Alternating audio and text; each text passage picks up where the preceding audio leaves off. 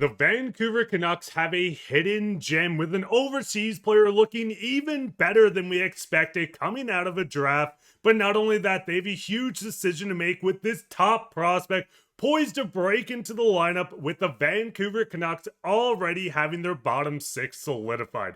We're going to break down all these reports on the Vancouver Canucks and so much more later on this episode. Before we get into that, if you're part of the 59.9% watching this and you haven't hit the subscribe button yet, we're trying to reach our goal of 9,000 subscribers, so make sure to go down and hit that free subscribe button. Helps us out a bunch, and in return, we'll give you daily updates from all around the team. Well, with that, let's just hop straight into it today, where we do know the Vancouver Canucks have a lot of defensemen, not only looking at this team, but also with Abbotsford. Now, going into the list, we know their top prospects on defense: Tom Willinder, Mancini, Minio. All these players are poised and set to make a break into the NHL at some point of their career. We've seen Victor Mancini just last season. Tom Willinder signed his ELC, will get some burn with the big club this season, but that goes straight into the Vancouver Canucks having a hidden gem, someone that not a lot of people speak on, and that goes straight into Basile Sansonnens. Now, still only 18 years old, we're going to get into the fact that he's even bigger than when he was drafted. But Basile had a good first year in the queue, playing with Rimouski, putting up 14 points, or 12 points, 14 pims, in 54 minutes, and in 23 playoff games, 5 total points. Now, Basile was a bit of a question mark when the Canucks drafted him in the 7th round with their last pick, 221st overall in 2024, but since then he has proven that this is looking like the perfect pick coming out of the draft, and the 7th round pick might sniff some NHL games a lot sooner than people are expecting. Now, he's not returning to Rimouski. We've seen him go overseas, but before we even get into that, he did speak in a recent report, and this will be linked down below. I'm getting bigger. Yeah, I'm eating good. I could be more of a leader this year. I have experience from last year and maybe feel less stress and pressure than the other guys who have never been to this tournament. I want to be a leader and be a guy who helps every other play their best. Now, this was him speaking on the World Juniors. Now, still 18 years old, and listen, you're not going to be 25 in the World Juniors, but still stepping up in a leadership role for Switzerland at this age is awesome to see. The Vancouver Canucks have done a very good job drafting people with a high leadership role. We've seen it with Coots over this past season, being the captain in the WHL. Basile is someone that's going to step up, help his team in the World Juniors continue to play better, and his ceiling looks even better than we expected. Now, we've seen I'm getting bigger, I'm eating more, but we've seen from the report, going from 6'2 to 6'4, putting on 20 more pounds, he's becoming an NHL ready frame of a defenseman. And at 18 years old, he still probably has a tiny bit more to grow. Now, looking at that, 6'4", over 200 pounds at 18, he's coming in and looking like more of a huge defenseman that people are not going to want to play against. Think of a Nikita Zadorov, and listen, Zadorov is a bit of a unicorn. We've seen him go out, throw a bone-crushing hit, take a penalty from it, come out of the penalty box, clap it top shelf. But if Basile can come in, be that big frame on the back end for the Canucks in a couple of seasons, it's going to get even more scarier when you're looking at the future of the blue line. As I said with this team, they do have a lot of defenders. Pretty much the top 6 is who we're going to see as everyday NHL players. Willander and Mancini will probably jump in here and there throughout this season, but Minio is another guy that can take the next step. Kirill is another player that we've seen take a huge jump last year, and with the blue line, with Basile added in on this, the Canucks are slowly getting better into a position to maybe move on from a defender at some point.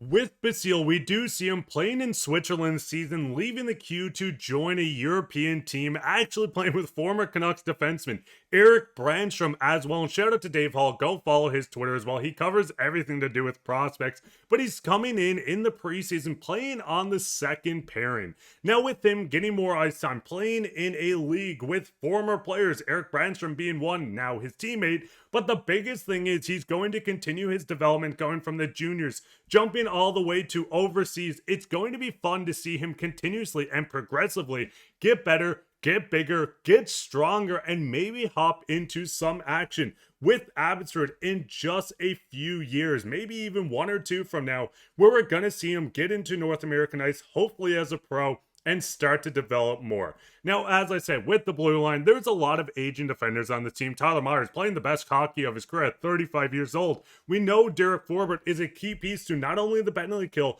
but just his defensive and veteran leadership on this team.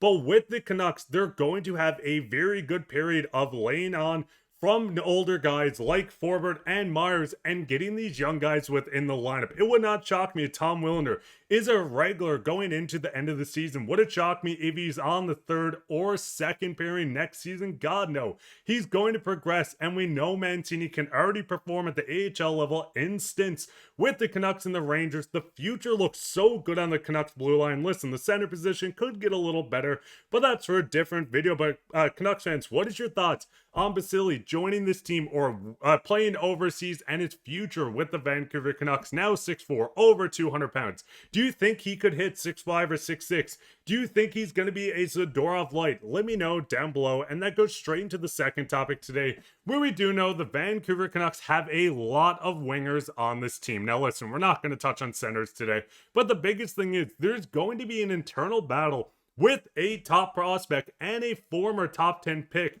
with Kravtsov and Lekkerimaki going into next season. Now we know the team looks pretty much solidified going in. We know they could upgrade at the center position, but with the wingers, the Canucks have quite a few down the depth chart. And if one of these guys really stand out and show out in training camp, it's going to get interesting for Patrik Allvin to decide where to go from here.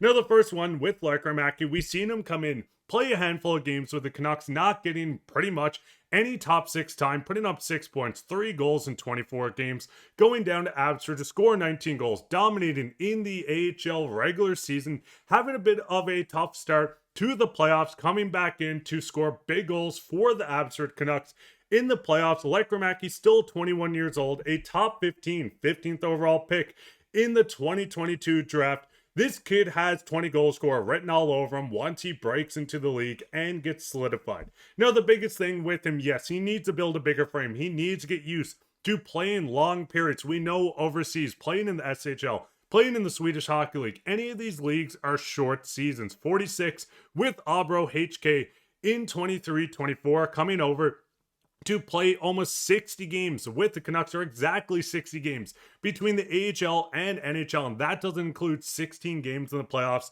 The learning curve needs to be picked up. His defensive game does need to get better, but I do expect him to be a crucial part for the Canucks on the power play and regular season goal scoring as he progressively gets better. Now, it does get interesting too with Kravtsov coming back into the picture. 27 goal, 58 points in 66 games last season in the KHL. Yes, and I've said it a lot. A lot of people might look at this and say, hey, this is Josh Leivo 2.0, where we've seen Leivo not really be able to break in the NHL, but having a 40-goal season. But the biggest thing is Kravtsov is so much younger, still only 25 years old, being able to come in with this Canucks team. As I said, looking at the lineup, it's going to get interesting, and what Patrik Allvin does when looking at two of these players, if one or both really stand out in training camp in the preseason to start the season, will Patrik Allvin move on from someone within this lineup to get them full-time lineup positions with the Canucks? Now, the biggest thing is looking at the Vancouver Canucks last year, you're not going to slide Kiefer Sherwood to the fourth line. We've seen the 19 goals